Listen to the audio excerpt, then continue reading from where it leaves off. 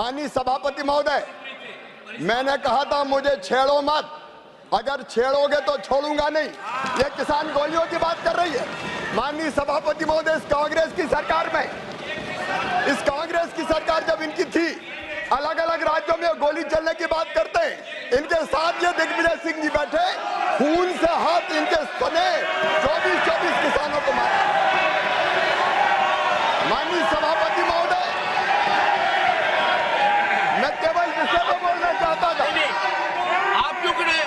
अब इन्हें छेड़ा है, अब इन्हें छेड़ा दिए। सुन ले मंत्री जी को। 1986 में जब कांग्रेस की सरकार बिहार में थी, 23 किसानों की मौत गोलीबारी से हुई थी इनके सरकार। 1988 में दिल्ली में श्रीमती इंदिरा गांधी जी के पुण्यतिथि पर किसानों पर गोली चलाई गई। माननीय सभापति महोदय, उसमें 2 किसान मारे गए। 1988 में मेरठ में इन किसानों पे फायरिंग की, 5 किसान मारे गए। 23 अगस्त 1995, अब सुन के जाओ, दम है तो सुन के जाओ मंत्री जी, सुन के जाओ। 23 अगस्त 1995 हरियाणा में गोली चलाई, 6 किसान मारे गए। 12 जनवरी 1998 मुल्ताई में किसानों पर गोली चली, कांग्रेस की सरकार थी, 24 किसान मारे गए।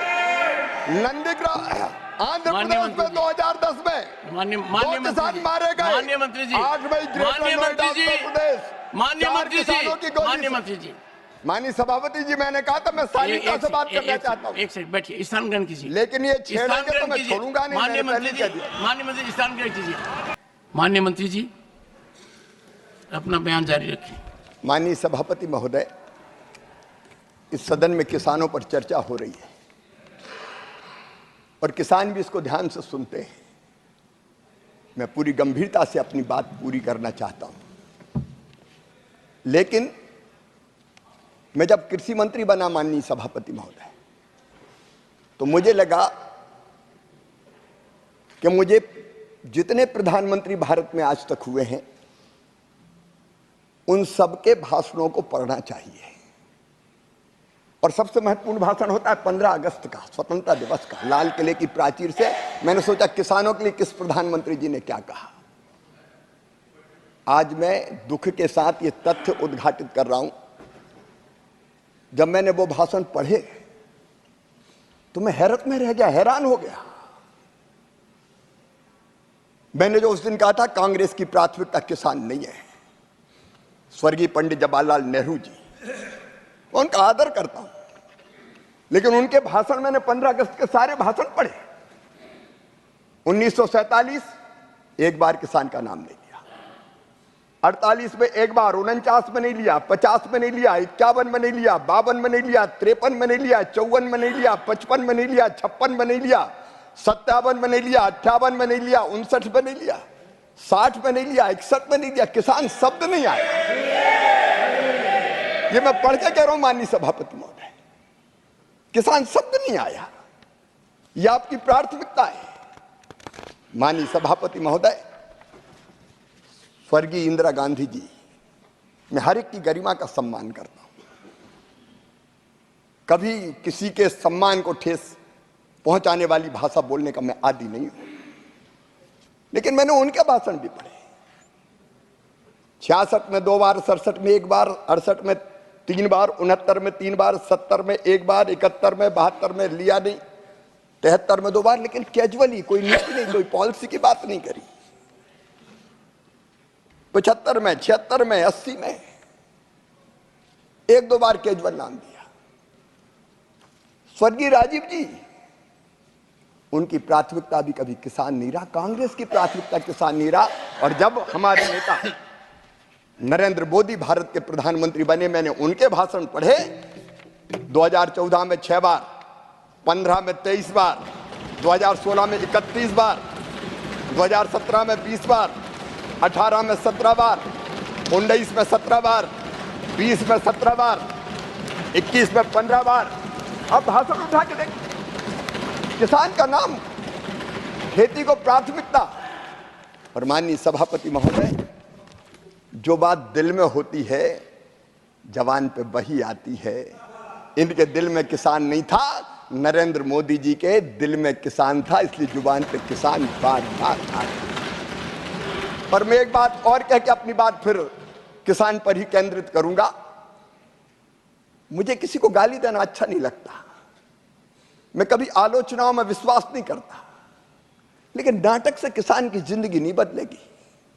माननीय सभापति महोदय, एक नेता जिन्होंने बड़ी यात्राएं निकाली, बड़ी बड़ी यात्राएं, उस यात्रा के दौरान माननीय सभापति महोदय हरियाणा गए, सोनीपत रियल दिखने के लिए रील बनाई। खेत में एक पुराना वीडियो देख रहा था मैं, सभापति महोदय 2023 का वीडियो है सोनीपत का। अचानक एक खेत में पहुंच जाते हैं, किसानों से ज्यादा वहां कैमरामैन थे, कैमरे पहले से फिक्स थे, कहां फोकस किए जाएंगे ये तय था। दो लोग पकड़ के उनको खेत में ले जा रहे हैं।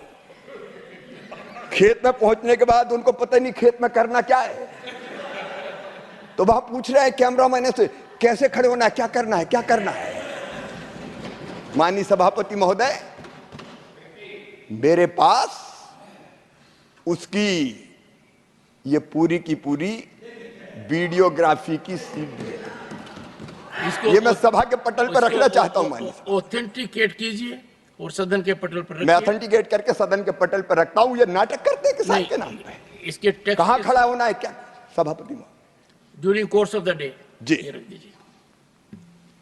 कहां खड़ा होना है, कैमरे लगाओ, लोग देख लें कि हम किसान हैं। जब इनको हल भेंट किया जाता तो ये पूछते ये है क्या।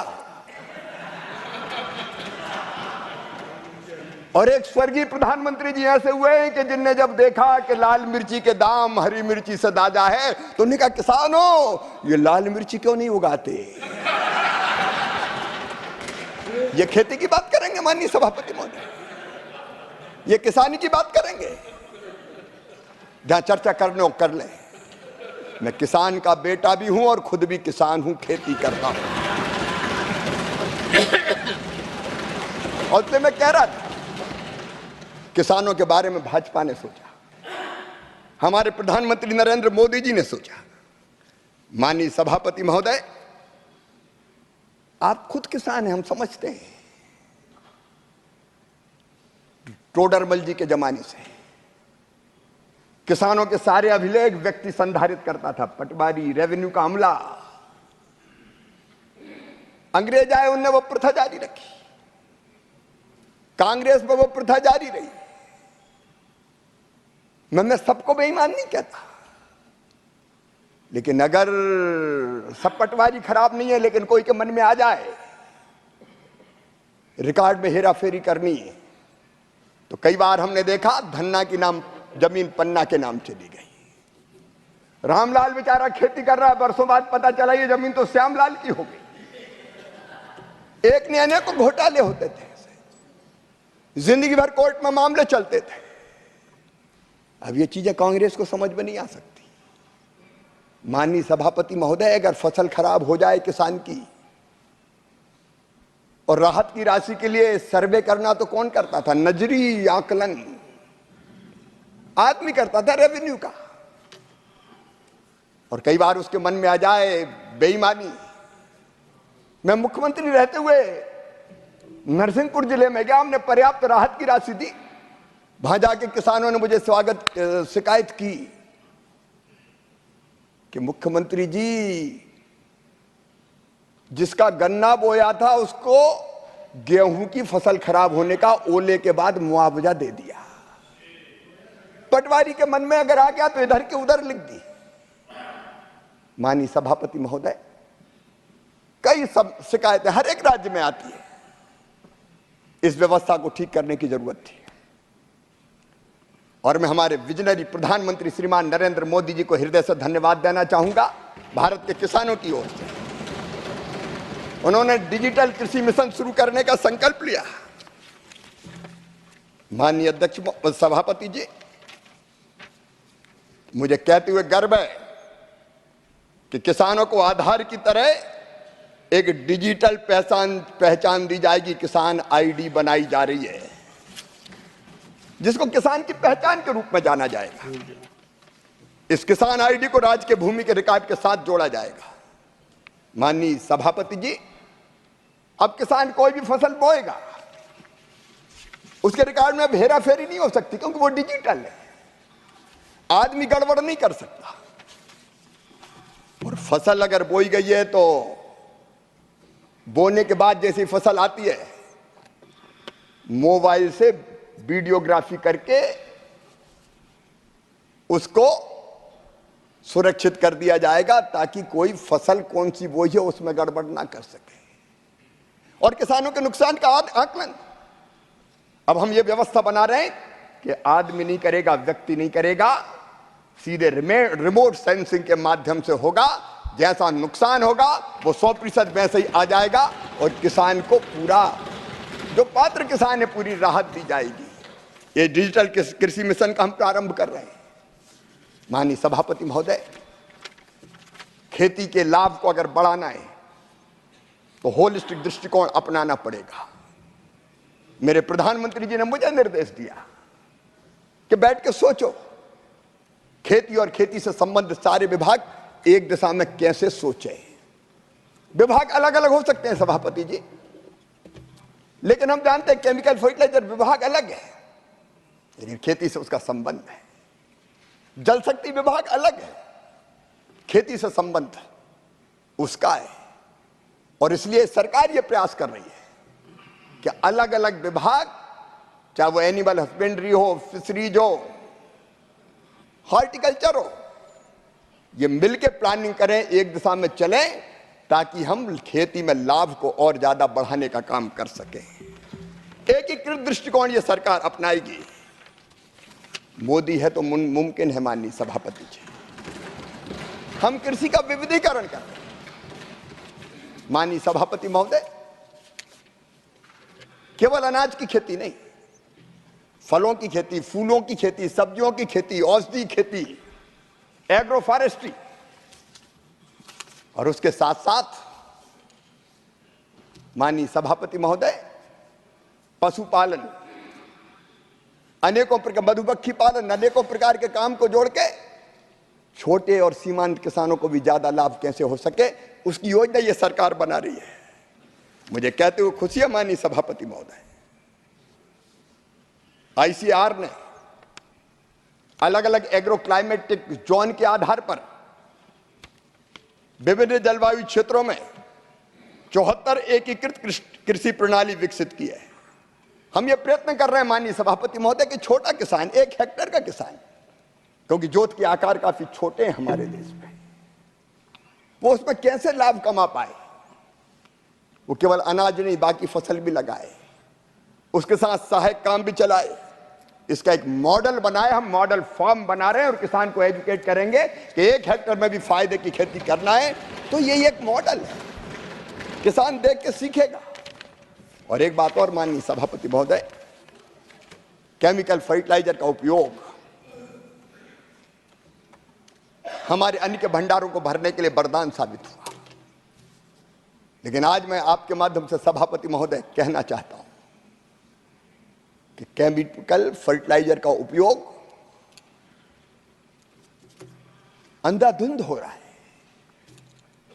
और इसके कारण फसलों पे उसका कुप्रभाव पड़ रहा है। माननीय सभापति महोदय, मैं थोड़ी तकलीफ के साथ कहना चाहता हूं, केमिकल फर्टिलाइजर जरूरी है, लेकिन एक सीमा से अधिक उपयोग हमारी फसलों को भी खराब करता है।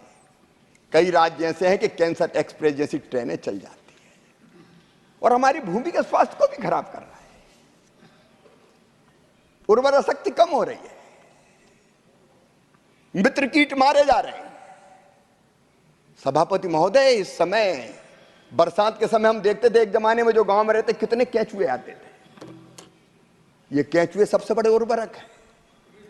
ये धरती में नीचे जाते थे, ऊपर आते थे, उर्वर बनाते थे।